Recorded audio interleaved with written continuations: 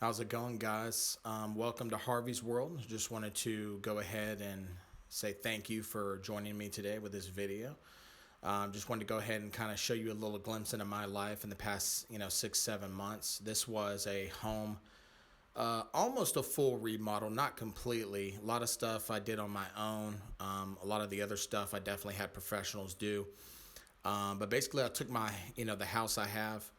Um, from which was built in like 1969. So a lot of the modeling that you see at the beginning is how it was. Now, don't get me wrong, it was a decent house. But it definitely needed a huge makeover. So we went ahead and hit the kitchen, hit the floors, hit the bathrooms.